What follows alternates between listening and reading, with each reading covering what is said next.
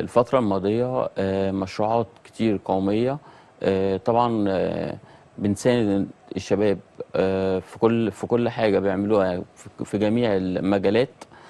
طبعا الفترة اللي فاتت أنتجنا مشاريع قومية كبيرة جدا، منها المتناهي الصغر، منها المتوسطة، منها المشاريع الكبيرة. وهم كلهم يعني كلهم فعلا محتاجين العملة اللي حضرتك بتتكلم عليها. بس احنا بقدر الإمكان عايزين مصر تبقى منتجة، يعني احنا عايزين ننتج. مصر لو أنتجت كل الأشياء اللي احنا ممكن نستوردها، لو قدرنا ننتجها فعلا في مصر، فده هيسهل علينا حاجات كتير جدا وهيقلل الأسعار لفرق كبير جدا. يعني دلوقتي هنتكلم بس مع حضرتك على أهم التطلعات بالنسبة للمواطنين في الجانب الاقتصادي. نعم.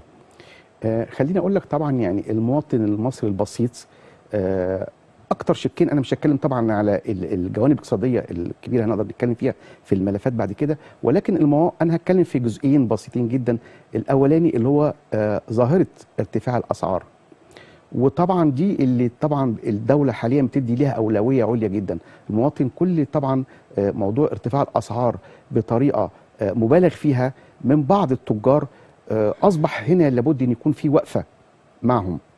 يعني انا بتكلم النهارده، لا لابد النهارده هذه الظاهره، لابد النهارده كافه الجهات الرقابيه لابد ان يكون هناك دراسه لاسباب الزياده لو كان مبالغ فيها. بعض التجار اللي بيحاولوا يمارسوا الاحتكار ويعملوا حجب للسلع، لابد ان هو يكون هناك مواجهه ليهم. ايضا هناك طبعا تطلعات، وكنا قرينا ان الحكومه بصدد ان هي تدرس بعض السلع الاستراتيجيه تكلفتها قد ايه وهامش ربح المناسب قد ايه، بحيث ما يكونش هناك مغالاه ان يكون محطوط هامش ربح 200 و300% في فتره قصيره. احنا يمكن لما كنا قلنا المشكله بتاعت الدولار، ولكن المشكله ان ايضا هناك بعض السلع المحليه اللي هي بتنتج داخل الدوله ولا تحتاج الى مكون الدولار، بنلاقي ان برضه ارتفع سعرها خلال العام الماضي او العامين الماضيين، ارتفع ب 100 و200%. فهي الاسباب. فلابد هنا يكون في وقفه، لابد انه يكون في رقابه، وبرضه تغليظ العقوبه. اننا بعض التجار اللي يكونوا فعلا حاجه زي كده، دور الاعلام ان يلقي الضوء على دول الناس المخالفين.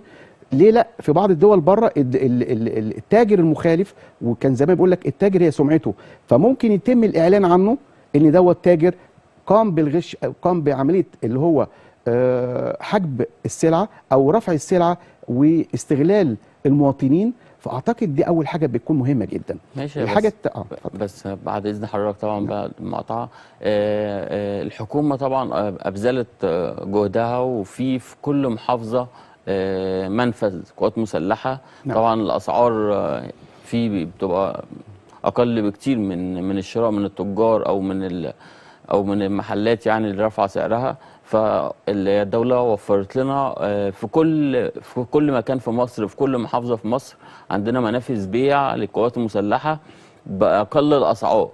نعم. فاحنا ليه ما نتعاملش مع المنافذ دي ونبعد عن غلاء التجار مثلا؟